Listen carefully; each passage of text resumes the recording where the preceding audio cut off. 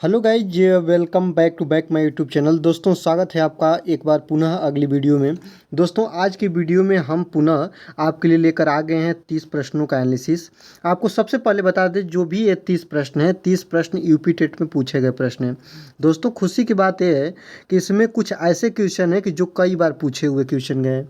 तो जो भी क्वेश्चन होंगे वह रिपीटेड क्वेश्चन और एक लंबी श्रृंखला के क्वेश्चन मैं लेकर आया हूँ आपके तैयारी के लिए। तो जितने भी 30 प्रश्नों का यह टेस्ट श्रृंखला है, आप पूरे प्रश्नों को कवर करिए और देखिए कि इसमें से कितने क्वेश्चन आप कवर कर ले रहे हैं। तो वीडियो स्टार्ट करने से पहले पुनः आपको मैं अवगत कराऊंगा कि अगर चैनल पर नए हैं तो चैनल को सब्सक्राइब करिए, बेल आइकन को प्रेस करिए और वीडियो अच्छी लगे तो अपनी तरह तैयारी करने वाले दोस्तों को ज़रूर से ज़रूर भेजिए, क्योंकि एक लंबा से लंबा और बड़ा से बड़ा परिवार जल्द से जल्द बने। आगे देखते हैं दोस्तों, यहाँ पे जो पहला क्वेश्चन है कि बच्चों की बुद्धि लब्धि 90 से 110 के मध्य वह है। याद रखिएगा, बुद्धि लब्धि की बात कर रहा है कि जो बच्चा है उसकी बुद्धि लब्धि 90 से 110 के मध्य है, तो वह बच्चा क्या कहलाएगा। तो मैं आपको बता दूं, यह बच्चा सामान्य बुद्धि का कहलाएगा। कौन सा बुद्धि का कहलाएगा दोस्तों? सामान्य बुद्धि का। आपको बता दें, सबसे ज़्यादा पूछता है कि प्रखर बुद्धि जो होती है, प्रखर बुद्धि जिस बच्चे की होती है उसका IQ 120 प्लस होता है। इस बात को याद रखिएगा। और प्रतिभाशाली बच्चे को भी पूछ देता है। दोस्तों, मैं आपको बता दूं, प्रतिभाशाली जो बच्चे होते हैं उनकी जो IQ होती है 140 प्लस होती है। इन्हें गॉड गिफ्टेड बच्चे बोला जाता है। इस बात को आप लोग ध्यान रखिएगा। तो बच्चे की बुद्धि लब्धि 90 से 110 के मध्य है, तो वह बच्चा सामान्य बुद्धि का कहा जाएगा प्यारे। और इसके बाद मैं बता दूं, बुद्धि लब्धि जो दिए थे उन वैज्ञानिक का मैं नाम बता दूं। ये भी कई बार पूछा हुआ है। स्टर्न नामक व्यक्ति ने बुद्धि लब्धि को दिया था। इस बात को आप लोग ध्यान दीजिएगा। बुद्धि लब्धि से संबंधित मैं 3 क्वेश्चन को लिया हूँ। बताऊँगा बुद्धि लब्धि निकालने का सूत्र क्या होता है और कैसे निकाला जाता है और कितना IQ होता है बच्चे का, तो उस बच्चे को कौन सी दृष्टि के अंतर्गत रखा जाता है, सबको हम कवर करेंगे। आगे देखते हैं दोस्तों, दिया है कि बच्चे के लिए निःशुल्क एवं अनिवार्य शिक्षा का अधिकार अधिनियम कितने वर्ष के लिए बच्चों के लिए लागू होता है। कितने वर्ष के बच्चों के लिए निःशुल्क शिक्षा का एवं अनिवार्य शिक्षा का अधिनियम लागू होता है। तो आप देखे होंगे 6 वर्ष से 14 वर्ष की अवस्था के जो बच्चे हैं उनके लिए निःशुल्क शिक्षा, निःशुल्क एवं अनिवार्य शिक्षा दोनों शब्द याद रखिएगा। निःशुल्क मतलब बिना शुल्क की, और अनिवार्य शिक्षा का प्रावधान है, क्योंकि 6 वर्ष से लेकर 14 वर्ष के बच्चे से आप कोई भी कार्य नहीं करा सकते हैं। कोई भी फैक्ट्री में या कहीं भी कार्य नहीं करा सकते हैं। ये जो उम्र है सरकार घोषित कर दी गई है बच्चों को पढ़ने के लिए। अगर 6 वर्ष से 14 वर्ष के बीच के बच्चों को आप कहीं फैक्ट्री आदि में काम लगाते हैं तो आपके ऊपर FIR दर्ज हो सकती है। दोस्तों, आगे देखते हैं, यदि एक बच्चे की मानसिक आयु 5 वर्ष, वास्तविक आयु 4 वर्ष, तो उस बच्चे का बुद्धि लब्धि ज्ञात कीजिए। आपको बता दूं दोस्तों, बुद्धि लब्धि का सूत्र होता है मानसिक आय बटा के वास्तविक आय और गुणा के 100। प्यारे, इस बात को याद रखिएगा, इसे बोलते हैं बुद्धि लब्धि। तो मानसिक आय कितना है दोस्तों? यहाँ पे देखिए, मानसिक आय 5 और बटा के वास्तविक आय 4 और गुणा के 100 करेंगे। 4 से 100 को काटेंगे, आपका हो जाएगा 25 और 25 पचे कितना हो जाएगा दोस्तों? 125। तो आपका ऑप्शन नंबर 1 क्या हो जाएगा दोस्तों? करेक्ट हो जाएगा। मैं आपको बता दूं, सी-टेट कई बार यूपी टेट की बात हम कर ही रहे हैं। बात में आपको सी-टेट भी बता दूं कि सी-टेट में बुद्धि लब्धि का सूत्र कई बार पूछा हुआ रिपीटेड क्वेश्चन है। दोस्तों, याद रखिएगा, मानसिक आय बटा के वास्तविक आय गुणा के 100। कितने प्यारे बच्चे इतने हैं कि उन लोगों को दिक्कत होती है कि मानसिक आय ऊपर होता है कि वास्तविक आय ऊपर होता है। दोस्तों, अल्फ़ाबेट में जो आगे आता है वो ऊपर होता है। तो म जो होता है वह से पहले आता है। इसे आप याद रखिएगा, म ऊपर रहेगा और वह नीचे रहेगा और गुण क्या रहेगा दोस्तों? 100 रहेगा। यही निकालने का सूत्र है बुद्धि लब्धि। आगे देखते हैं दोस्तों, हिंदी अक्षरों को बालक किस आयु में पहचानने लगता है? किस उम्र में हिंदी के जो अक्षर होते हैं उनको पहचानने लगता है बालक? मतलब जैसे क से कबूतर हो गया, ख से खरगोश हो गया, या किस अवस्था में पहचानने लगता है? तो यह जो अवस्था है दोस्तों 5 वर्ष। इसी कारण 5 वर्ष के बच्चों को विद्यालय भेजने की ये उम्र मानी गई है। इस बात को भी आप लोग ध्यान देंगे। ये सभी रिपीटेड क्वेश्चन है, सभी यूपी टेट में पूछे हुए क्वेश्चन है। एलेक्सिया क्या है प्यारे? बात करेंगे एलेक्सिया की। मैं एक वीडियो आपको लिए बनाया है कि जो दक्षता या अक्षमता वाली वीडियो है कि डिसलेक्सिया, एलेक्सिया, डिस्कूलिया, डिस्ग्राफिया, डिस्टेनिया, ये कौन कौन से विकार हैं? तो ये आपको बता दूं दोस्तों, एलेक्सिया जो है वह पढ़ने की अक्षमता है। क्या है भाई? एलेक्सिया जो है वो पढ़ने की क्षमता है, इसी को डिसलेक्सिया भी बोलते हैं, इस बात को याद रखिएगा। अभी कह देगा कि डिस्ग्राफिया क्या है, तो डिस्ग्राफिया जो है दोस्तों वो लिखने की क्षमता है, याद रखिएगा डिस्ग्राफिया, इस बात को आप लोग समझिएगा। डिस्टेनिया क्या है, तो टेंशन से संबंधित, तनाव संबंधित जब क्षमता बच्चे के अंदर आती है तो डिस्टेनिया बोलते हैं। अगर गुणन समस्या है, बच्चा गुणा आदि नहीं कर पाता है, कैलकुलेशन आदि नहीं कर पाता है, तो उसे डिस्कूलिया बोलते हैं। उस अक्षमता को क्या बोला जाता है दोस्तों? डिस्कूलिया बोला जाता है। आगे देखिएगा, पियाजे की औपचारिक संक्रियात्मक अवस्था किस आयु की अवधि तक मानी गई है? तो आपको बता दूं दोस्तों, जो पियाजे की औपचारिक संक्रियात्मक अवस्था है, पियाजे साहब ने 4 अवस्थाएं दी है, और पहला अवस्था 0 से 2 वर्ष, दूसरी 2 से 7 वर्ष, तीसरी 7 से 11 वर्ष, और चौथी 11 से 15 वर्ष। याद रखिएगा, 0 से 2 वर्ष की अवस्था को संवेदी अवस्था कहते हैं या संविदात्मक अवस्था कहते हैं।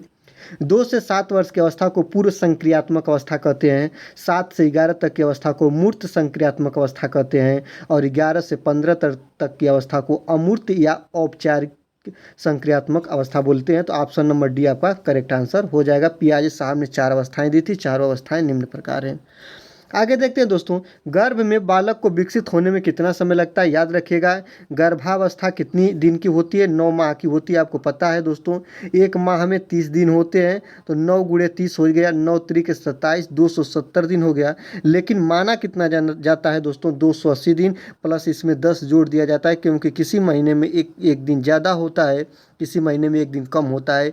इस बात को ध्यान में रखते हुए, या कोई भी बच्चा 9 माह पर भी जन्म ले लेता है, कोई 9 माह से पहले भी लेता है, कोई 9 माह से 10 दिन 5 दिन के अंदर जन्म लेता है। तो इस प्रकार माना गया है। एनसीईआरटी के अकॉर्डिंग जो भी आंसर देना होता है यूपी टेट का दिया जाता है, 280 दिन हो जाएगा दोस्तों करेक्ट आंसर। आगे देखिएगा, किस मनोवैज्ञानिक ने अपने 3 वर्षीय पुत्र का अध्ययन किया था? मैं आपको बता दूं दोस्तों, किस मनोवैज्ञानिक ने अपने 3 वर्षीय पुत्र का अध्ययन किया था? तो पेस्टोलॉजी। उस वैज्ञानिक का नाम क्या है दोस्तों? Pestology. Option number 1 correct answer. Repeated question है। आगे देखिएगा, 9वां क्वेश्चन है कि बालक का विकास होता है, बालक का विकास किस क्रम में होता है? आपको पता होना चाहिए, जो बालक का विकास होता है वह जो होता है सिर से पैर की ओर होता है। कैसे होता है दोस्तों? सिर से पैर की ओर होता है। ऑप्शन नंबर आपका करेक्ट आंसर हो जाएगा। पैर से सिर की ओर नहीं होता है, दोनों ओर नहीं होता है, इनमें से कोई होगा नहीं। ऑप्शन नंबर आपको क्या हो जाएगा प्यारे? करेक्ट हो जाएगा। आगे देखिएगा, विकास के संबंध में गलत कथन बताना है। तो याद करिएगा, जो गलत कथन है, विशिष्ट से समान की ओर विकास होता है, सार्वभौमिक विकास प्रक्रिया है, दिशा सिर से पैर की ओर होती है, तो सही है। ये भी सार्वभौमिक, ये भी सही है। वर्तालुकार गति, ये भी सही है। लेकिन विशिष्ट से समान की ओर न हो के प्यारे होता है कैसे? सामान्य से विशिष्ट की ओर। इस प्रकार ये गलत है, तो ऑप्शन नंबर आपका क्या हो जाएगा? सही हो जाएगा। याद रखिएगा, ऑप्शन नंबर ए सही हो जाएगा, क्योंकि ये चीज़ क्या है? गलत है। आगे देखते हैं, गर्भधान काल की अवस्था नहीं है। तो गर्भधान काल की अवस्था कौन सी अवस्था नहीं है? यहाँ पे याद रखिएगा, जो गर्भ अवस्था होती है, शैशवावस्था, डिम्ब अवस्था, बीजकरण अवस्था, भ्रूणावस्था। भ्रूणावस्था भी है, बीजकरण भी है, डिम्ब भी है। दोस्तों आपकी शैशवावस्था नहीं है, इसलिए आप याद रखिएगा, जो शैशवावस्था होती है वह 0 से लेकर 2 वर्ष मानी जाती है, मतलब जन्म के बाद की अवस्था शैशवावस्था कहलाती है। और गर्भधान काल की अवस्था नहीं, यही पूछा है, तो शैशवावस्था जो है वह गर्भधान काल की अवस्था नहीं है। आगे देखते हैं, मानव जीवन की मनोभौतिक एकता कहलाती है। मानव जीवन की मनोभौतिक एकता कहलाती है, क्या कहलाती है? मन तथा शरीर का विकास, शरीर तथा हड्डियों का विकास, शरीर तथा हृदय का विकास, आत्मा तथा मांसपेशियों का विकास। याद रखिएगा, मनोभौतिक शब्द क्या है दोस्तों? मन और भौतिक, भौतिक का मतलब शारीरिक विकास से दोस्तों, मन तथा शरीर का विकास मनोभौतिक विकास कहलाता है। ऑप्शन नंबर ए आपका करेक्ट आंसर हो जाएगा। ये सभी आपके इंपॉर्टेंट क्वेश्चन है, इसलिए आप इसको बारीकी से देखिएगा। गर्भ में सर्वप्रथम निर्माण होता है। यूपी टेट में याद रखिएगा 3 बार बना क्वेश्चन दोस्तों, और सी टेट में आपका 1 बार बना क्वेश्चन। याद रखें, काफ़ी इंपॉर्टेंट है दोस्तों। गर्भ में सर्वप्रथम निर्माण किसका होता है? पैर का, सिर का, ध्यान दीजिएगा, इसको धड़ लिखना चाहिए, मिस प्रिंट है धड़ का। सभी का होगा नहीं। अगर सभी का होता तो सर्वप्रथम निर्माण किसका होता है ये पूछता। धड़ का होगा ही नहीं, या तो पैर होगा या तो सिर होगा। लेकिन मैं आपको बता दूं दोस्तों, सबसे पहले गर्भ में सर्वप्रथम हेड का, सिर का निर्माण होता है। ऑप्शन नंबर बी आपका करेक्ट आंसर हो जाएगा। बालक अपनी माँ को पहचानना प्रारंभ कर देता है। कितने दिन के अंदर बालक अपनी माँ को पहचानना प्रारंभ कर देता है? तो 3 माह के सबसे पहले बालक किसी को पहचानता है तो अपनी माँ को पहचानता है, याद रखिएगा। और 3 माह के अंदर बालक अपनी माँ को पहचानना जो होता है वह प्रारंभ कर देता है। और याद रखिएगा, इसी कारण जो प्रथम गुरु होती है वो माँ होती है। और प्रथम स्कूल कौन होता है दोस्तों? फैमिली होता है। सबसे पहले फैमिली पर्सन को पहचानता है बालक, और उसमें भी सबसे पहले माता को। इस बात को याद रखिएगा। आगे देखते हैं, बालक के जन्म के समय शिशु के मस्तिष्क का भार कितना होता है? तो ये भी पूछा हुआ क्वेश्चन है कि बालक के जन्म के समय शिशु का जो भार होता है, वयस्क मनुष्य, याद रखिएगा, वयस्क मनुष्य जिसकी उम्र 18 प्लस है प्यारे, इसका जो मस्तिष्क का भार होता है वह 1300 ग्राम 1350 ग्राम होता है। लेकिन बात करेंगे कि बालक के जन्म के समय शिशु का जो होता है 350 ग्राम इसका हेड होता है, इसके मस्तिष्क का भार होता है। इस बात को याद रखिएगा। आगे देखते हैं, कल्पना जगत में विचरण होता है। कल्पना जगत में विचरण किस अवस्था में बालक करता है? याद रखिएगा, शैशवावस्था, किशोरावस्था, बाल्यावस्था, किशोरावस्था, शैशवावस्था व किशोरावस्था। जो कल्पना अवस्था होती है इस जगत में, मतलब कल्पना किस मतलब काल में बच्चा करने लगता है? याद रखिएगा, जो कल्पना का काल है वो तो किशोरावस्था है। लेकिन ये कोई रूटीन थोड़े नहीं बना है कि केवल टू केवल बच्चा किशोरावस्था में ही सोचेगा या कल्पना करेगा, वह शैशवावस्था में भी कर सकता है। यहाँ पे देखिएगा, जो CDP होती है ना प्यारे, इसमें करेक्ट आंसर, अच्छा से अच्छा आंसर चुनने की कोशिश किया जाता है। यहाँ पे देखिए, शैशवावस्था और किशोरावस्था दोनों दिया है, तो इसलिए हम ऑप्शन नंबर डी के साथ जाएंगे, क्योंकि ऑप्शन नंबर डी में शैशवावस्था और किशोरावस्था दोनों दिया है। कल्पना जगत का विचरण इसी काल से प्रारंभ होता है। छोटे छोटे वाक्यों को बोलना तथा 3 पहियों की साइकिल को चलाना, यह कार्य किस अवस्था में होता है? तो याद रखिएगा, यह जो काम करता है बालक, छोटे छोटे वाक्यों को बोलना, जैसे क से कबूतर, ख से खरगोश, ह से हाथी, और 3 पहिए के साइकिल को चलाना, मतलब वो चल नहीं पाता है दोस्तों, तो इसलिए वह किस अवस्था में जाएगा? शैशवावस्था में जाएगा। ऑप्शन नंबर ए आपका क्या होगा प्यारे? करेक्ट आंसर हो जाएगा। आगे देखते हैं, निम्न में से किस घटना की ओर बालक सर्वप्रथम आकर्षित होना प्रारंभ करता है? याद रखिएगा, इसमें माँ तो होती ही है प्यारे, माँ की बात तो है ही, लेकिन माँ को वह 3 माह में चिन्हना स्टार्ट कर देता है। लेकिन याद रखिएगा, इससे भी पहले कुछ याद रखना है, तो याद रखिए, प्रकाश के तरफ बालक सबसे पहले आकर्षित होता है। ऑप्शन नंबर ए आपका करेक्ट आंसर हो जाएगा। यही चिन्हने की बात कह देगा, गुरु की बात कह देगा, तो आप इसके माँ के साथ चले जाएंगे। बालक की जिज्ञासा का किया जाना चाहिए। काफ़ी विवादित और चर्चित क्वेश्चन है कि बालक की जिज्ञासा को क्या किया जाना चाहिए। कितने लोग हैं कि दमन, कोई शांत, कोई उत्तेजित, कोई सक्रिय, मतलब चारों ऑप्शन अपने आप में कुछ ना कुछ कर रहे हैं प्यारे। लेकिन आपको बता दूं, बालक की जिज्ञासा को क्या करना चाहिए? शांत करना चाहिए। क्योंकि अगर बालक के अंदर कोई भी भ्रम है, कोई जिज्ञासा है, जिज्ञासा का मतलब जानने की इच्छा, तो जानने की इच्छा अगर रख रहा है बालक, तो उसको बताना चाहिए, समझाना चाहिए, इस पॉइंट को ऐसे करो, वैसे करो, मतलब उसको इतना समझाइए कि उसकी जो जिज्ञासा है वो शांत हो जाए, मतलब वह उस चीज़ को सीख जाए प्यारे। ऑप्शन नंबर बी आयोग के अनुसार और हमारे अकॉर्डिंग भी ऑप्शन क्या होगा प्यारे? सही होगा। आगे देखते हैं, मानसिक विकास का संबंध नहीं है। मानसिक विकास का संबंध नहीं है। मानसिक विकास 2 प्रकार के होते हैं प्यारे, एक होता है मानसिक और एक होता है शारीरिक। शारीरिक विकास का मतलब जैसे आदमी का वजन बढ़ गया, आदमी की लंबाई बढ़ गई, ये सब शारीरिक विकास से है प्यारे, ठीक ना। लेकिन जो मानसिक विकास है, शारीरिक विकास निश्चित समय के बाद रुक जाता है, लेकिन मानसिक विकास निश्चित समय के बाद क्या पूरे जीवन भर चलता है। तो यही कह रहा है कि मानसिक विकास का संबंध नहीं है। तो किससे मानसिक विकास का संबंध नहीं है? आप इसको अगर बताएंगे, तर्क एवं निर्णय ये मानसिक से संबंधित है, स्मृति का विकास ये मानसिक से संबंधित है, अवबोध की क्षमता ये मानसिक से संबंधित है। लेकिन शिक्षार्थी का वजन एवं ऊंचाई की बात अगर कोई करे दोस्तों, तो यह मानसिक विकास का संबंध नहीं है इससे। यह किसके विकास का संबंध है? भौतिक विकास से है। इस बात को समझिएगा। इसलिए ऑप्शन ए क्या होगा प्यारे? करेक्ट हो जाएगा। ये इसके भौतिक परिवर्तन से है, मतलब मैं बताया हूँ कि आपका वजन बढ़ना, लंबाई का बढ़ना, ये सब भौतिक की परिवर्तन है। आगे देखते हैं, मनुष्य के शरीर में हड्डियों की संख्या कम से कम होती है। याद रखिएगा, वयस्क मनुष्य में हड्डियों की संख्या कितनी होती है प्यारे? 206 होती है। ये बात को याद रखिए। समझिए। लेकिन याद ये कर रहा है कि मनुष्य के शरीर में हड्डियों की संख्या कम से कम होती है, मतलब शैशवावस्था में बच्चे के अंदर कुछ अलग हड्डियाँ होती है, 310 प्लस हड्डियाँ पाई जाती है शैशवावस्था में बच्चे के शरीर के अंदर। ये बाल्यावस्था में जाने पर कुछ कम होगी, किशोरावस्था में जाने पर उससे भी कुछ कम होगी, लेकिन प्रौढ़ावस्था में जो प्रौढ़ावस्था जो सबसे वृद्ध अवस्था मानी गई है दोस्तों, जो प्रौढ़ावस्था होगी, इन तीनों में सबसे वृद्ध अवस्था प्रौढ़ावस्था है। तो प्रौढ़ावस्था में जो बच्चे की हड्डियों की संख्या क्या हो जाएगी, सबसे कम हो जाएगी, इसलिए ऑप्शन नंबर डी क्या होगा प्यारे, सही हो जाएगा। आगे देखते हैं किशोरावस्था की प्रमुख समस्या है। तो किशोरावस्था की प्रमुख समस्या क्या है? किशोरावस्था 12 से 18 वर्ष की उम्र में पाई जाती है। इस समय बालक जो होता है वह संघर्ष की अवस्था में होता है, क्रिमिनल अवस्था यही मानी गई है प्यारे। जो किशोरावस्था होती है वजन बढ़ाने की समस्या है, शिक्षा की समस्या है, समायोजन की समस्या है, अच्छे परीक्षा परिणाम देने की समस्या है। सब ऑप्शन अपने आप में कुछ ना कुछ बातें कर रहे हैं, लेकिन इसमें सबसे कठिन बात यह है दोस्तों कि किशोरावस्था की सबसे प्रमुख समस्या यह है कि समायोजन, बच्चा अपने आप को समायोजित नहीं कर पाता है। जो भी उसको कहिएगा वो भी बन, अभी थोड़ी देर पहले वह फौज में जाना अपने को पसंद करेगा, थोड़ी देर में टीचर बनना वह अच्छा समझेगा, थोड़ी समय में वो अपने लिए एक बस ड्राइवर अच्छा समझेगा।